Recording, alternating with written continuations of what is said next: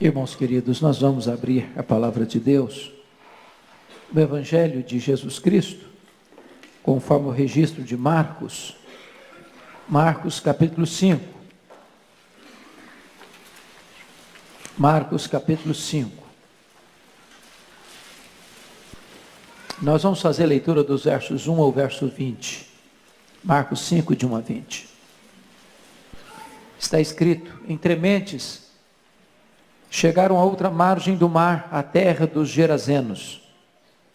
Ao desembarcar, logo veio dos sepulcros ao seu encontro um homem possesso de espírito imundo, o qual vivia nos sepulcros, e nem mesmo com cadeias alguém podia prendê-lo, porque tendo sido muitas vezes preso com grilhões e cadeias, as cadeias foram quebradas por ele, e os grilhões despedaçados, e ninguém podia subjugá-lo. Andava sempre, de noite e de dia, clamando por entre os sepulcros e pelos montes, ferindo-se com pedras.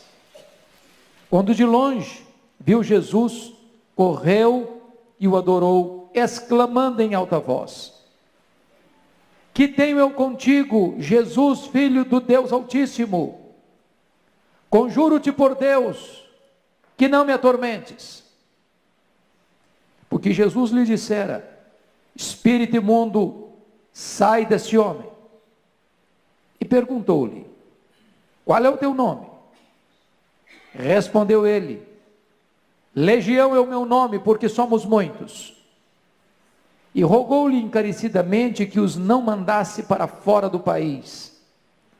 Ora, pastava ali pelo monte uma grande manada de porcos. E os espíritos imundos rogaram a Jesus, dizendo: manda-nos para os porcos, para que entremos neles.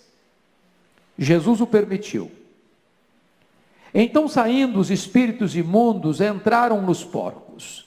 E a manada, que era cerca de 2.000, precipitou-se de despenhadeiro abaixo para dentro do mar, onde se afogaram. Os porqueiros fugiram e o anunciaram na cidade pelos campos. Então saiu o povo para ver o que sucedera. Indo ter com Jesus, viram o endemoniado, o que tivera a legião, assentado, vestido, em perfeito juízo, e temeram. Os que haviam presenciado os fatos, contaram-lhes o que acontecera ao endemoniado e acerca dos porcos. E entraram a rogar-lhe que se retirasse da terra deles. Ao entrar Jesus no barco, suplicava-lhe o que for endemoniado, que o deixasse estar com ele. Jesus, porém, não lhe o permitiu, mas ordenou-lhe: vai para a tua casa, para os teus, anuncia-lhes tudo o que o Senhor te fez, e como teve compaixão de ti. Então, ele foi e começou a proclamar em Decápolis tudo o que Jesus lhe fizera, e todos se admiravam. Amém. Irmãos queridos, o mundo tem hoje mais de 7 bilhões de pessoas. Mais de 7 bilhões de pessoas. Dos mais diversos matizes raciais. Dos mais diferentes estofos culturais. Pessoas das mais diversas religiões. Brancos, negros, pardos, amarelos, religiosos, ateus, ricos, pobres, doutores e letrados, gente mergulhada nas selvas, perdidas nas montanhas geladas da Ásia, pessoas dos grandes centros urbanos, pessoas dos mais diferentes matizes. A Bíblia diz que o amor de Jesus não é apenas por esta vasta multidão, ele é capaz de distinguir nesta imensa multidão uma pessoa e amá-la profunda, absoluta e totalmente. E se existisse apenas essa pessoa no mundo, ele viria para morrer por ela.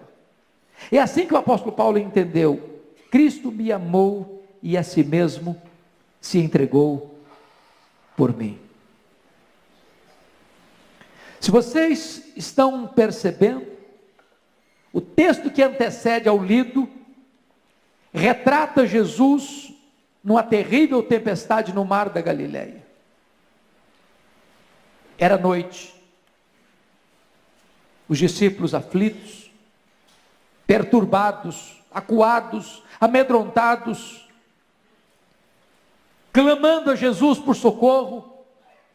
Jesus se levanta, repreende o vento, repreende o mar, faz-se grande bonança.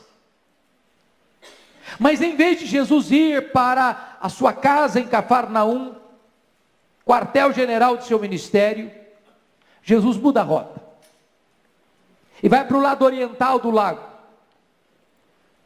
para as montanhas de Golã, para a região dos gentios, para a região de Decápolis, para a cidade de Gadara.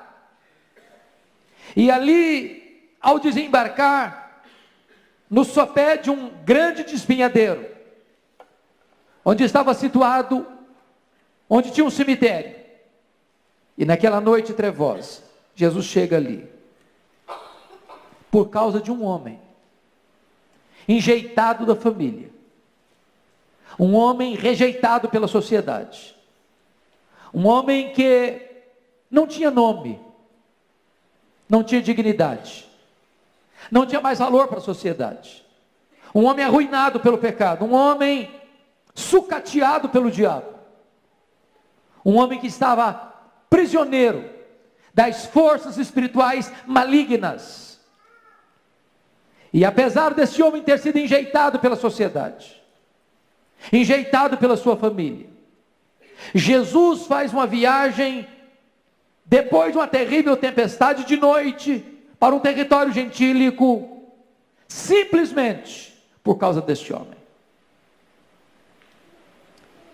Jesus Cristo não tem preferência, rico ou pobre, branco ou negro, doutor ou iletrado.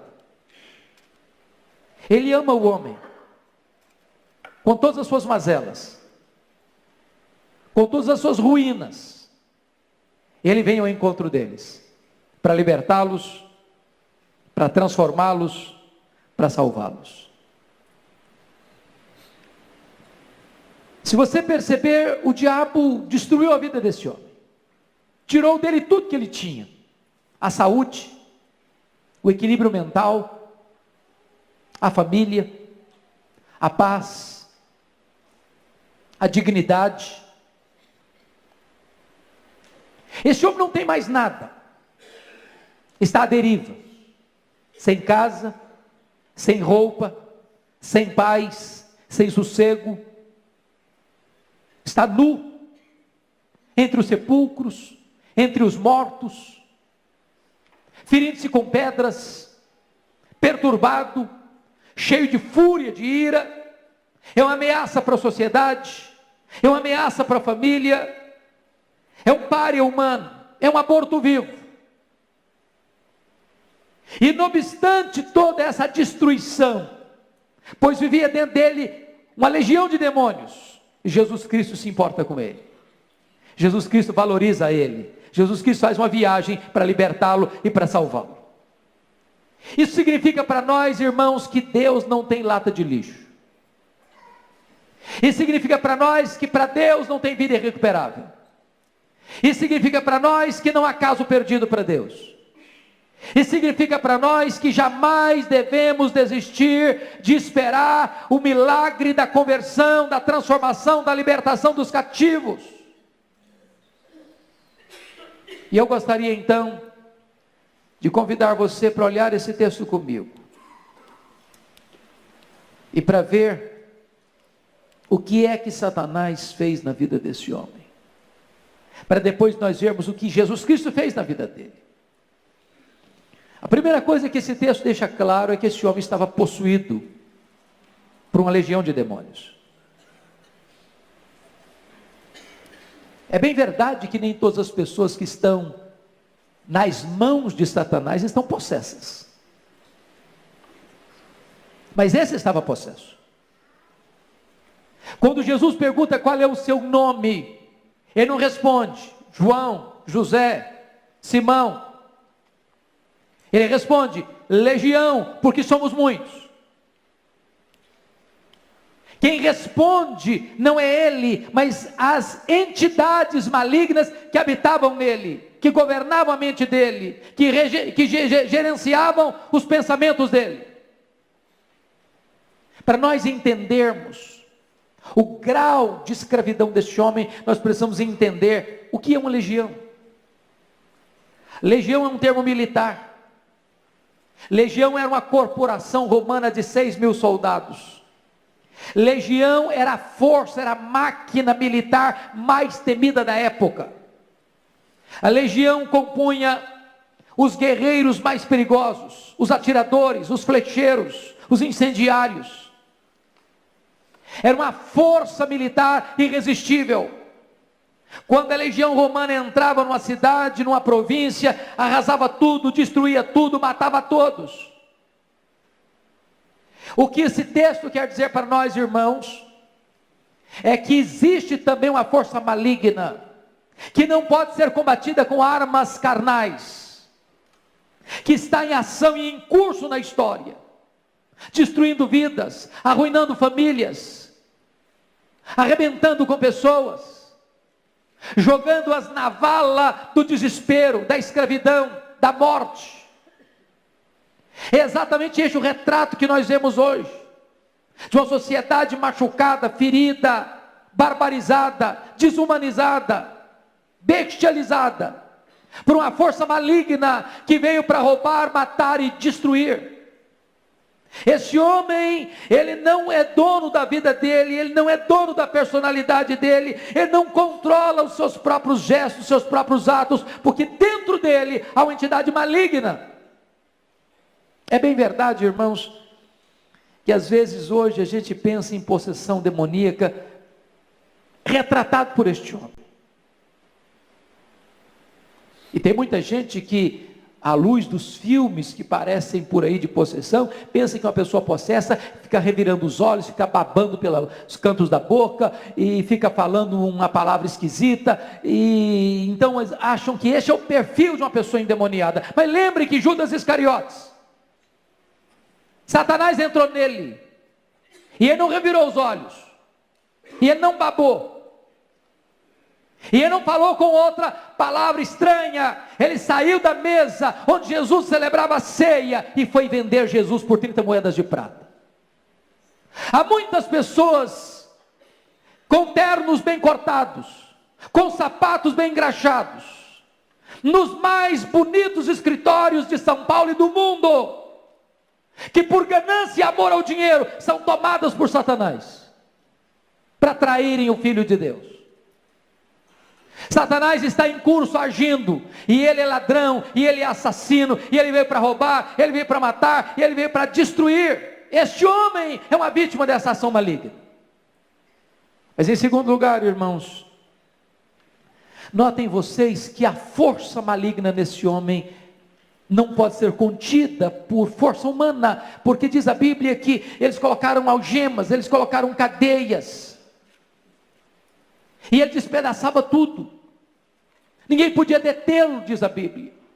Havia uma força descomunal, não humana, não terrena, mas sobrenatural, espiritual, maligna, agindo na vida dele, que o levava à destruição. Terceiro, o texto nos informa, e se você ler os textos paralelos de Mateus e de Lucas, você vai perceber isso. O espírito maligno que estava neste homem levava-o a um sentimento de raiva, de fúria, de violência. Vocês não percebem que o que está acontecendo no mundo hoje parece que transborda fúria? Eu não sei se vocês se chocam com isso, ou se vocês olham nessa perspectiva, mas veja hoje os filmes de Hollywood. Irmãos, é um grau de violência fora do normal. É uma coisa que não bate com a realidade da vida. Por mais barbarizada que esteja a sociedade, por mais sanguinária que seja a sociedade, os filmes exploram um nível tão elevado de sangue, de violência, de barbaridade, que parece-nos que por trás existe uma mente maligna, perversa, extremamente raivosa, para destruir a sociedade, para destruir a família, para destruir o ser humano. Quarto lugar, você vai notar que esse homem está tomado por um senso de autodestruição. Diz a Bíblia que ele se feria com pedras. Gente, a principal coisa que nós temos como ser humano é o sentimento natural da autopreservação. Se alguém atira uma pedra em você, o natural é você tirar o corpo fora. Se alguém ameaçar você, o natural é você se defender. Esse homem perdeu o amor próprio, esse homem se entrega à autodestruição, e é assim que Satanás faz hoje. Destrói as pessoas, elas perdem o amor próprio, elas perdem o sentido e o amor à vida, nas drogas, na promiscuidade, na mentira, na ganância, na soberba. Quinto lugar, esse homem está marcado pela impureza. Se vocês perceberem, ele está num território gentílico. Se vocês perceberem, ele está entre os sepulcros, lugar impuro. Se vocês perceberem, ele está tomado por espíritos imundos, impuros. Quando Satanás, na sua astúcia ou na sua fúria, entra, maquina, ele vai empurrando as pessoas para a impureza. Ele vai tirando das pessoas a percepção do que é santo, do que é puro, do que é legítimo, do que é bonito, do que é perfeito. Ele vai distorcendo, ele vai deformando, ele vai caricaturizando a vida, ele vai deformando a existência do ser humano. Mas mais do que isso, se vocês notarem, Satanás leva este homem ao tormento existencial. Diz o texto que ele gritava de dia e de noite, correndo entre os sepulcros, e às vezes o espírito o impelia para o deserto. Não tem paz, não tem sossego, não tem equilíbrio, não tem descanso. Este é o retrato do que Satanás pode fazer com o ser humano. Leva a pessoa ao fundo do poço, transforma a pessoa num capacho, destrói sua vida, destrói sua dignidade, destrói sua paz, destrói sua harmonia, destrói seu casamento, destrói seu nome, destrói sua honra, destrói sua família, destrói seu corpo, destrói sua alma. Este homem está sendo este retrato. Mas você pergunta, diante de uma cena dessa, o que a sociedade fez por esse homem? Duas coisas. Primeiro, desistiu dele. Desistiu dele. Irmãos queridos, é importante entender isso. As instituições humanas, as instituições governamentais podem ajudar e ajudam. Tem responsabilidade de ajudar? Tem. Mas há determinados momentos em que ela não pode mais ajudar. Porque agora é uma assistência espiritual que forças humanas terrenas não podem agir eficazmente.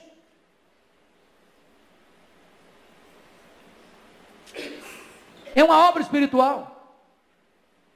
E é nesse sentido que o apóstolo Paulo diz que essa luta não é carnal.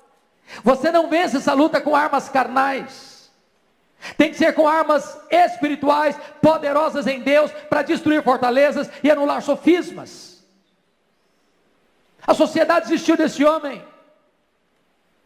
Esse homem está habitando entre os sepulcros, esse homem está no mundo dos mortos, esse homem virou um transtorno para a família, para a sociedade, e a sociedade desiste dele, porque os recursos que a sociedade tem para resolver o problema dele são falíveis, são pequenos, são limitados, são insuficientes. O máximo que a sociedade pode fazer por ele é botar uma algema no braço dele.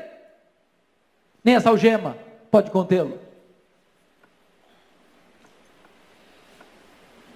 Portanto, queridos irmãos, somente Jesus Cristo, Filho de Deus, pode trazer esperança para os escravizados pelo pecado, para os atormentados por Satanás, por aqueles que foram marcados, machucados, feridos, arruinados, sucateados por forças demoníacas. Talvez você pense assim: bom, mas será que então só aqueles que estão arruinados na sarjeta? E os que vivem uma vida boa? E os que vestem roupas bonitas? E os que frequentam as festas mais requintadas?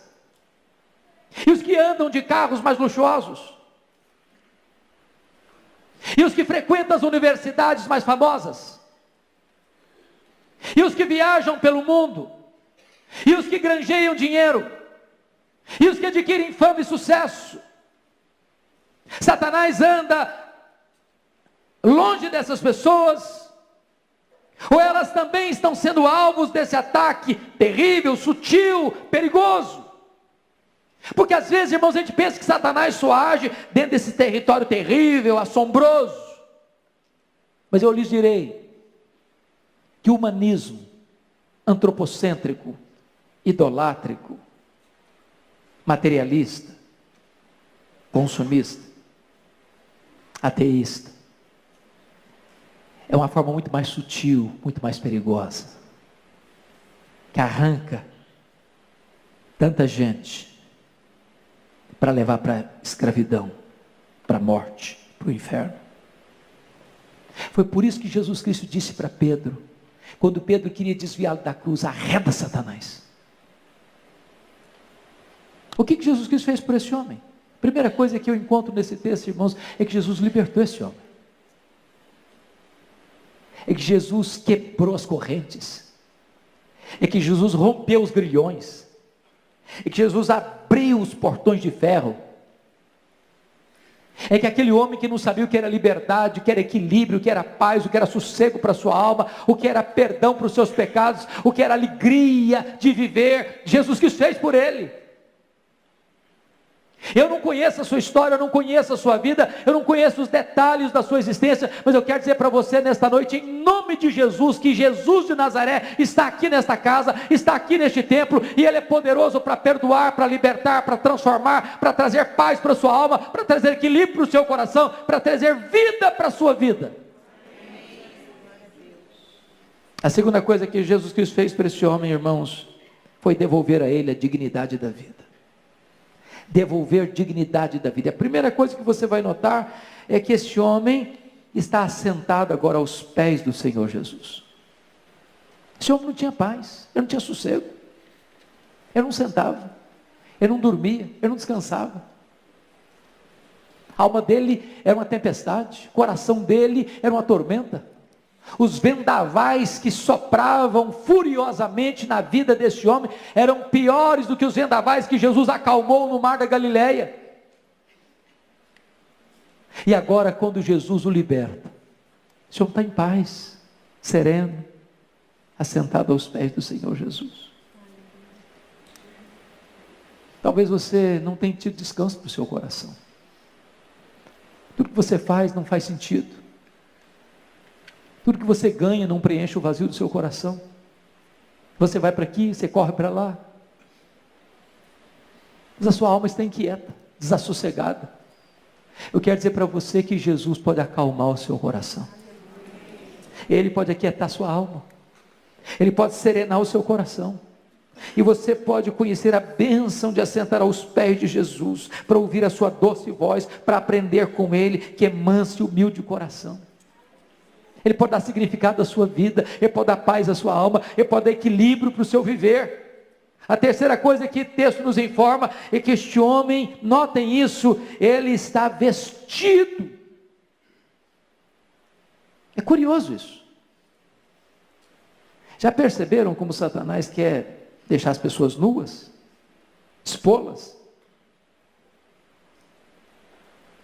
Já perceberam como a sensualidade anda solta no ar?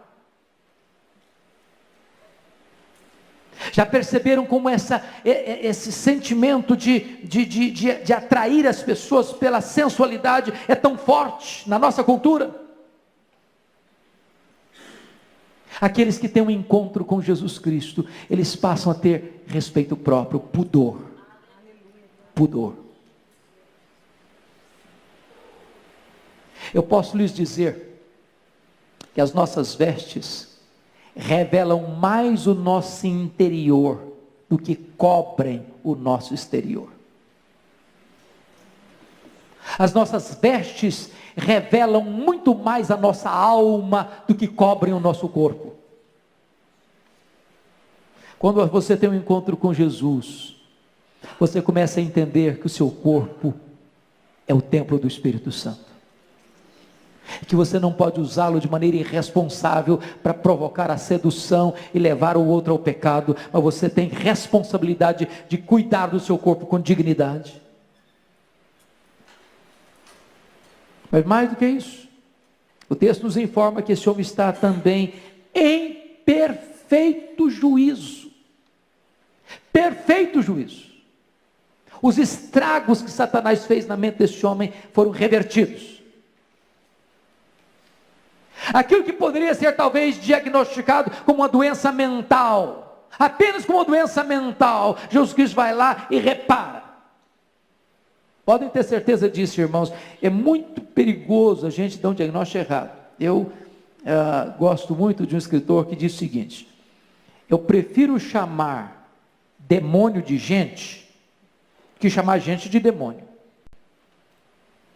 Eu prefiro errar chamando demônio de gente que chamando gente de demônio.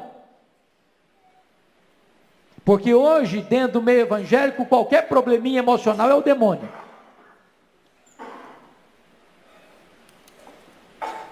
Eu nunca me esqueço, um dia em Vitória, eu estava numa reunião de oração, e chega um rapaz, com aspecto perturbado, e as pessoas que estavam na reunião de oração ficaram um pouco cismadas de orar com ele, e então eu fui, por livre e espontânea pressão, escalado para orar com ele. E obviamente eu orei de olho aberto. É claro. Se você um dia tiver que lidar com esse tipo de situação, ore de olho aberto. Mas comecei a perceber que aquele moço, enquanto orava, ele repetia como um mantra uma frase: sai, sai, sai, sai. Dando a impressão que ele estava expulsando alguma entidade maligna dele mesmo. Percebi imediatamente que aquele moço não tinha nada de demônio. Ele era um menino que tinha um problema mental grave, sério, precisava de tratamento. Quando fui examiná-lo, conversar com ele em detalhes, percebi que ele frequentava algumas igrejas neopentecostais, e lá, ao chegar, as pessoas queriam expulsar os demônios dele. Sai, sai, sai. E essa frase ficou gravada na mente dele. Ele continuou dizendo: sai, sai, sai. Fez um tratamento adequado, ficou curado. Graças a Deus, com uma vida equilibrada. Mas existe o reverso. Muitas vezes se trata como doença mental aquilo que é demônio. Muitas vezes se aplica um recurso puramente medicamentoso para alguém que só vai ser curado no momento que for liberto. Este é o caso. Esse homem não tinha paz na sua mente. Ele vivia de noite e de dia gritando entre os sepulcros, furioso, nu, se ferindo com pedras. E no exato momento em que ele foi liberto, no exato momento em que ele foi perdoado, no exato momento em que ele foi salvo, diz a Bíblia que ele estava em perfeito juízo, vestido, assentado aos pés do Senhor Jesus.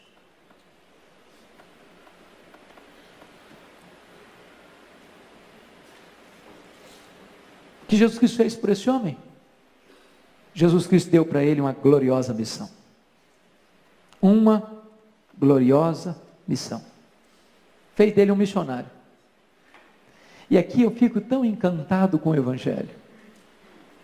Porque talvez a pessoa que hoje mais faz você chorar, talvez hoje a pessoa que mais traz preocupação para a sua família, talvez hoje a pessoa que mais faz você ficar angustiado, chorando, desesperado, diz: meu Deus, o que nós vamos fazer? O que nós vamos fazer? O que nós vamos fazer? Deus pode fazer um milagre tamanho na vida dessa pessoa, que essa pessoa vai ser o motivo e a fonte da maior alegria da sua família. Aquele homem que era um capacho de Satanás, transforma-se em um missionário para sua família, para sua terra, para as 10 cidades de Decápolis. Mas, queridos irmãos, eu gostaria de concluir esta breve meditação dizendo para vocês que esse texto me intriga profundamente. Me intriga porque ele está eivado de pedidos, de petições. E Jesus atende uma série de pedidos, de petições. E quem primeiro pede nesse texto são os demônios. Eu não diria para você que os demônios oram, não. Acho que o demônio não ora, mas pede. E quando Jesus chega em Gadara, aquele homem endemoniado corre, se prostra diante de Jesus, adora-o, chama-o de Filho de Deus, com medo de viesse atormentar-nos antes do tempo, e faz 3 pedidos para Jesus. Primeiro, não nos atormentes antes do tempo. Preste atenção nisso. Ao mesmo tempo que Jesus é o libertador dos escravos, Ele é o atormentador dos demônios. Segundo pedido, não nos mandes para fora do país. Terceiro pedido, manda-nos para essa manada de porcos. Tinham 2.000 porcos pastando na região. E diz o texto que Jesus atendeu aos 3 pedidos. Aos 3 pedidos.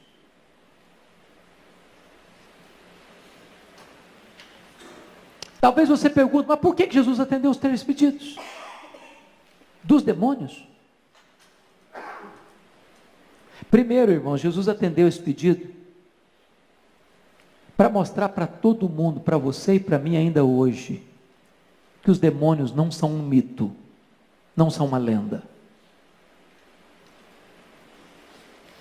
Que nós não estamos aqui contando histórias aterrorizantes para assustar os incautos. Que os demônios existem, que o diabo existe, que é uma corja perigosa,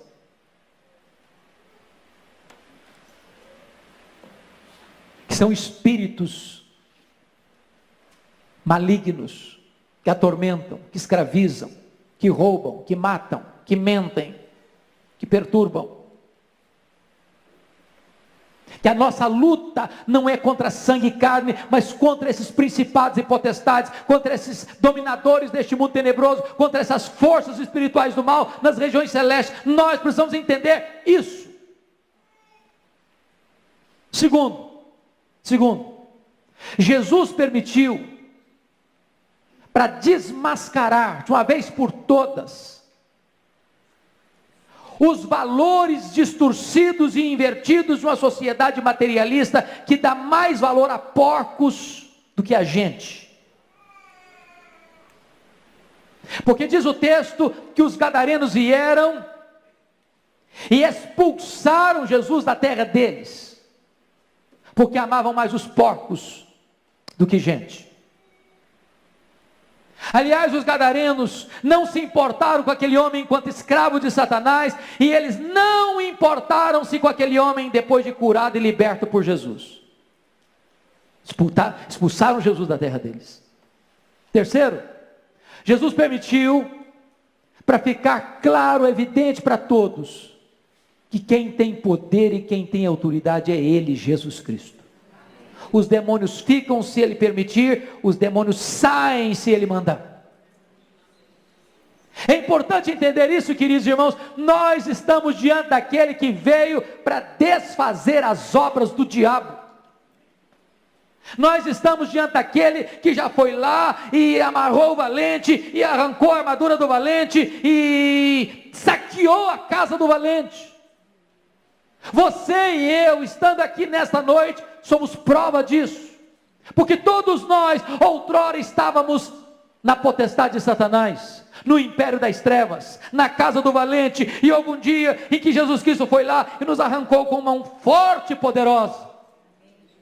E hoje você e eu somos agentes desta gloriosa mensagem, a mensagem do Evangelho, a mensagem que liberta o cativo, a mensagem que perdoa o pecador, a mensagem que salva e que transforma vidas.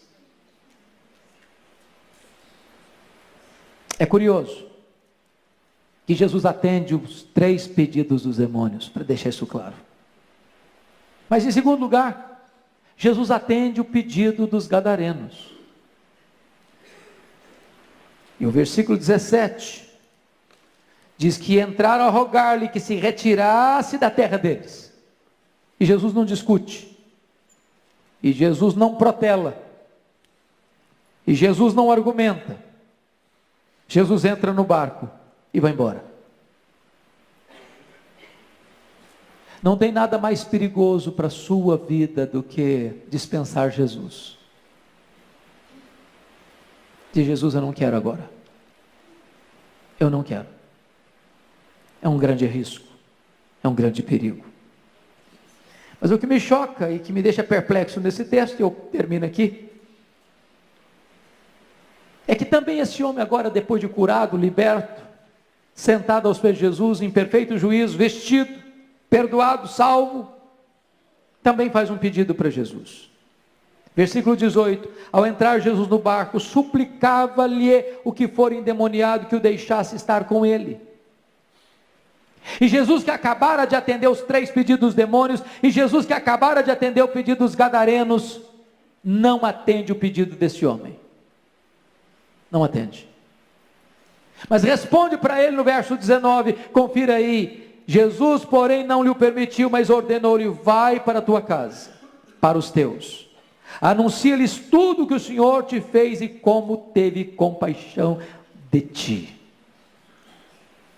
O que significa isso para você e para mim?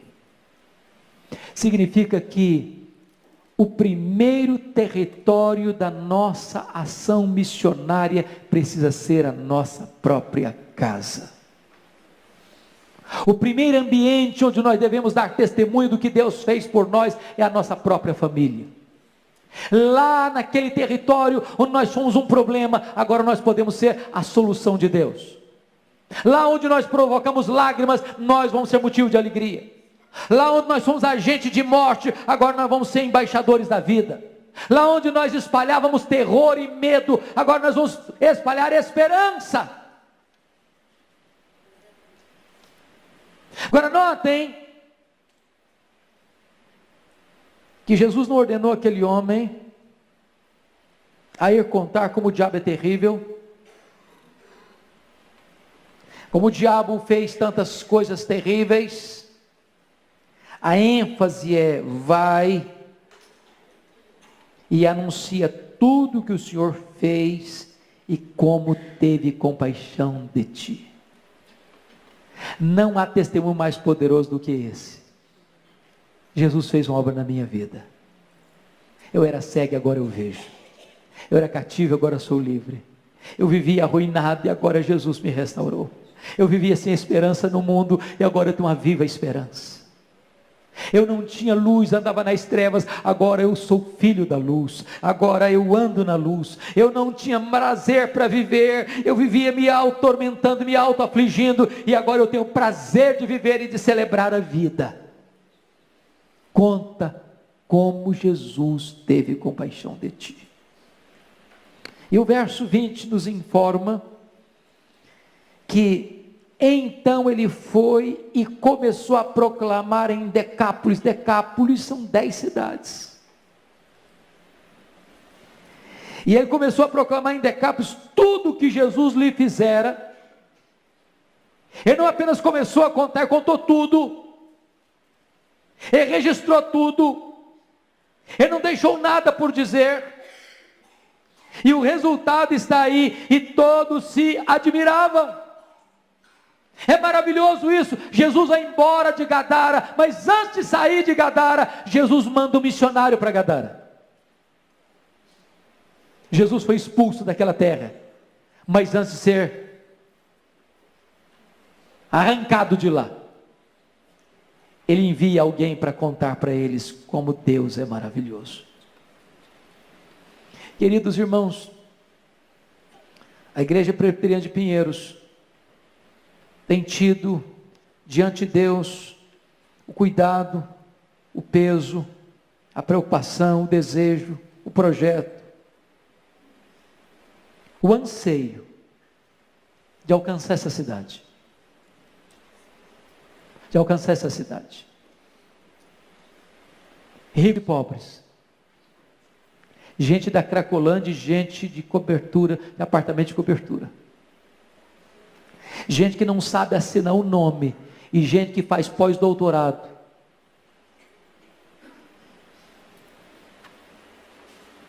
Gente que precisa de uma cesta básica. E gente que não sabe onde pôr o dinheiro. Nós precisamos alcançar todas essas pessoas. Elas estão perdidas, com dinheiro ou sem dinheiro, com diplomas universitários ou sem diplomas universitários. Não importa a roupa que elas vestem, o carro que elas andam, o apartamento e a casa que elas moram, não importa a condição social que elas têm, se elas não estão em Cristo, elas estão perdidas, elas estão arruinadas, elas estão sem esperança, e nós precisamos entender isso. E que a mesma pressa, que a mesma compaixão de Jesus, que diante de uma noite trevosa de tempestade, depois de um dia exaustivo de ensino, Ele faz uma jornada solitária, para um lugar solitário, num cemitério, porque um homem arruinado estava lá, precisando de graça, de libertação, de salvação, de perdão, de nova vida, e agora esse homem é um novo homem, e esse homem agora é um missionário, uma bênção para suas cidades, uma bênção para sua família.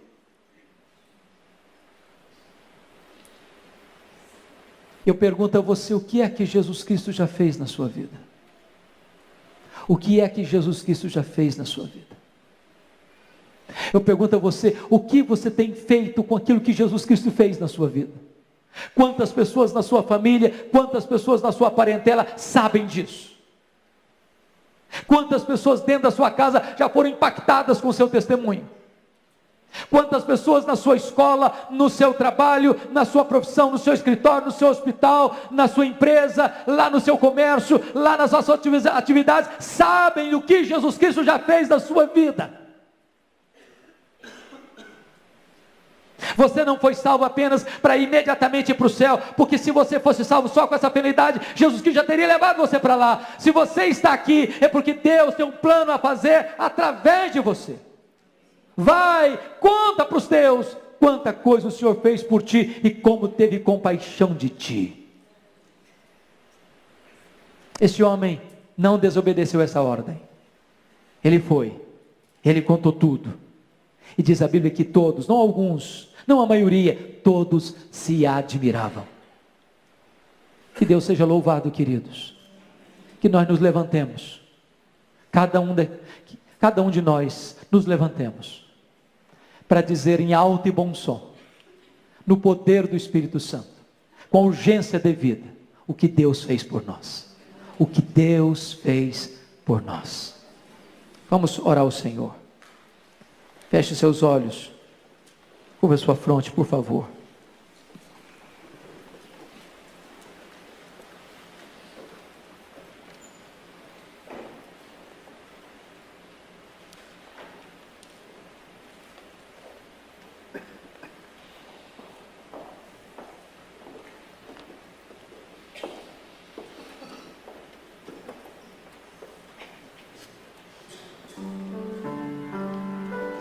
Eu sei que muitos aqui,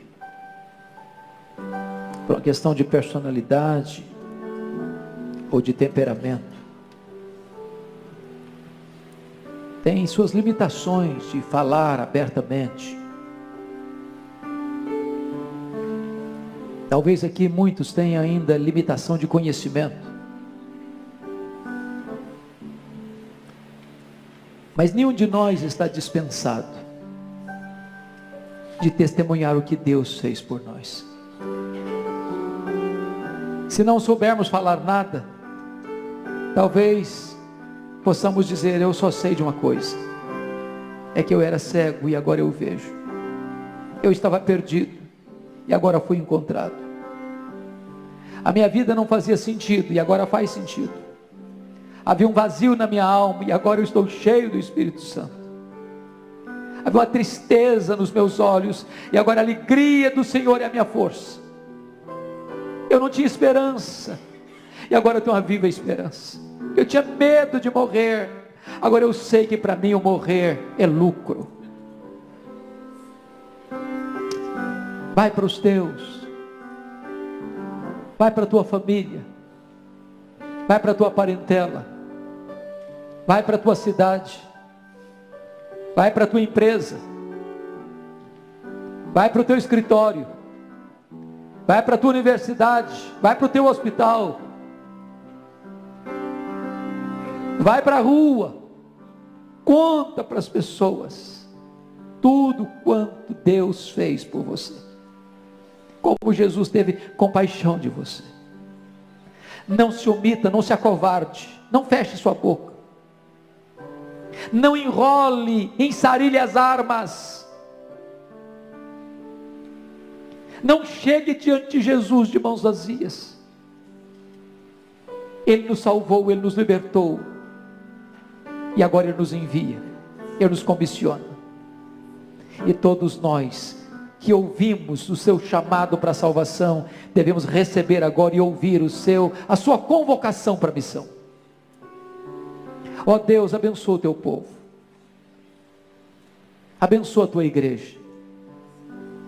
Se houver alguém aqui nesta noite, Deus, que ainda precisa ser liberto, precisa ser transformado pelo poder do Evangelho, está vivendo sem paz, arruinado, perdido, confuso, alcance esse coração nesta noite, que haja salvação nesta casa nesta noite. Se há alguém aqui, meu Deus, que já foi salvo, mas ainda não é uma testemunha viva, corajosa, cheia do Espírito Santo, Senhor, reveste esta pessoa agora com o poder do alto. Dê a ela a alegria de ganhar seus familiares, seus amigos, seus colegas para Jesus.